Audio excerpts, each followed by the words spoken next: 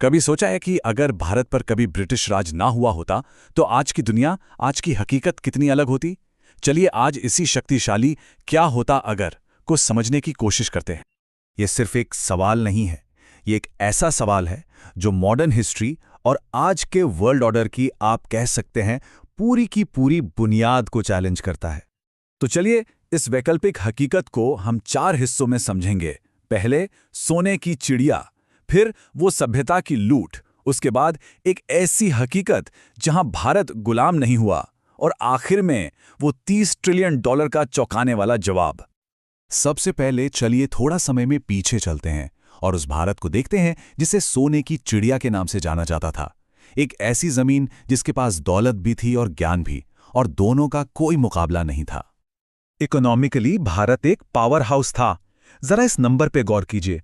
साल 1700 के आसपास दुनिया की जो टोटल इकोनॉमी थी ना, उसका 25% मतलब 1/4 हिस्सा अकेला भारत कंट्रोल करता था। सोचकर देखिए। और सबसे दिलचस्प बात यह है कि यह दौलत किसी एक चीज से नहीं आ रही थी, बिल्कुल नहीं।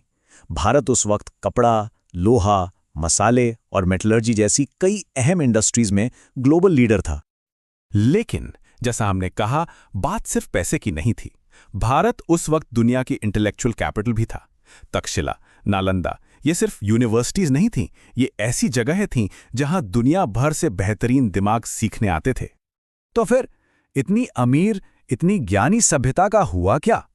सब कुछ ठीक चल रहा था और फिर आया एक टर्निंग पॉइंट, एक ऐसा मोड़ जिसने सब कुछ, मतलब सचमुच सब कुछ बदल कर रख दिया। अंग्रेजों का आना। औपनिवेशिक काल में भारत से क्या क्या छीना गया, इसका स्केल इतना बड़ा है कि इसे पूरी तरह से समझना लगभग नामुमकिन है। लेकिन चलिए इसके कुछ मुख्य हिस्सों को समझने की कोशिश करते हैं। सबसे पहले ऐसी बेशकीमती चीजें जिनकी कोई कीमत ही नहीं लगाई जा सकती। इसका सबसे बड़ा प्रतीक कोहिनूर हीरा, जो आज भी भारत की उस लूटी हुई विरासत की याद दिलाता है। फिर थी असली दौलत, सोना और चांदी। अंदाजा लगाइए, मंदिरों और रियासतों से 10 लाख किलोग्राम से भी ज्यादा सोना चांदी एक योजना के तहत भारत से बाहर ले जाया गया। 10 लाख किलोग्राम। और फिर उन इंडस्ट्रीज का क्या हुआ जिन्होंने भारत को नंबर 1 बनाया था? कपड़ा और मसाले, इन्हें योजनाबद्ध तरीके से खत्म कर दिया गया, या तो बर्बाद कर दिया या फिर उन्हें सिर्फ ब्रिटिश हितों के लिए इस्तेमाल किया। इसके अलावा ऐसी नीतियां लाई गईं जैसे कमर तोड़ लगान, जिन्होंने भारत की कृषि अर्थव्यवस्था की कमर ही तोड़ दी। नतीजा, इंसानों द्वारा पैदा किए गए भयानक अकाल, जिनमें लाखों लोगों की जानें चली गईं। और आखिर में वो चीज जिसे वापस नहीं लाया जा सकता, ज्ञान का खजाना। हजारों प्राचीन ग्रंथ, वैज्ञानिक दस्तावेज, अनमोल कलाकृतियां, ये सब यहां से ले जाकर विदेशी म्यूजियम्स में रख दिए गए। भारत को अपनी ही सांस्कृतिक विरासत से दूर कर दिया गया। तो ये बात समझनी बहुत जरूरी है, ये कोई आम डकैती नहीं थी, ये एक सभ्यता की लूट थी।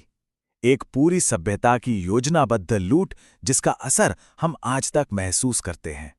तो अब चलिए कल्पना करते हैं, अगर ये लूट, ये सभ्यता की लूट कभी हुई ही नहीं होती, तो आज की दुनिया, वो दुनिया जिसमें हम रहते हैं, कैसी दिखती?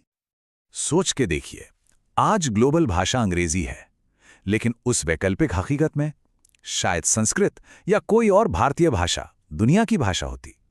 कूटनीति, विज्ञान, व्यापार, सबकी भाषा ही अलग होती। वैज्ञानिक प्रगति की रफ्तार कितनी तेज होती, ये सोचिए। चंद्रयान, जिस पर आज हमें इतना गर्व है, ऐसी उपलब्धियां शायद सदियों पहले ही हासिल हो चुकी होती। सांस्कृतिक रूप से भी भारत एक सुपर पावर होता। योग, आयुर्वेद, वास्तु, ये आज ऑल्टरनेटिव प्रैक्टिसेस मानी जाती है ना, उस हकीकत में ये ऑल्टरनेटिव नहीं बल्कि ग्लोबल स्टैंडर्ड होती, मुख्य धारा का हिस्सा। लेकिन अब आते हैं सबसे बड़े सवाल पर, वो खरबों डॉलर का सवाल, अर्थव्यवस्था का क्या होता? तो अगर वो सारी दौलत, वो ज्ञान, वो व्यापार सब भारत में ही रहता, तो आज इसकी अर्थव्यवस्था कितनी बड़ी होती? चलिए सीधे आंकड़ों की बात करते हैं। अर्थशास्त्रियों ने इसका अनुमान लगाया है, और ये अनुमान, ये आसान भाषा में कहें तो दिमाग हिला देने वाले हैं। अगर भारत गुलाम नहीं बनता, तो आज उसकी जीडीपी 25 से 30 ट्रिलियन डॉलर होती। अब इस नंबर को सही से समझते हैं। 25 से 30 ट्रिलियन डॉलर का मतलब क्या है? इसका मतलब है कि भारत आज अमेरिका और चीन दोनों से आगे दुनिया की निर्विवाद नंबर 1 अर्थव्यवस्था होता। और इसके नतीजे सोच के देखिए, दुनिया की नंबर 1 अर्थव्यवस्था, प्रति व्यक्ति आय में टॉप 5 देशों में से एक, गरीबी लगभग 0 और research and development, space, medicine, her field में ग्लोबल लीडर। पूरी दुनिया में जीवन स्तर और इनोवेशन का लेवल ही कुछ और होता। हाँ, जाहिर है ये सब एक क्या होता अगर वाली बात है, एक अनुमान है। गुलामी ने भारत को बहुत पीछे धकेल दिया, एक ऐसा झटका जिससे देश आज भी उभर रहा है। लेकिन जैसे जैसे भारत एक वैश्विक शक्ति के रूप में दोबारा उभर रहा है, ये सवाल और भी जरूरी हो जाता है।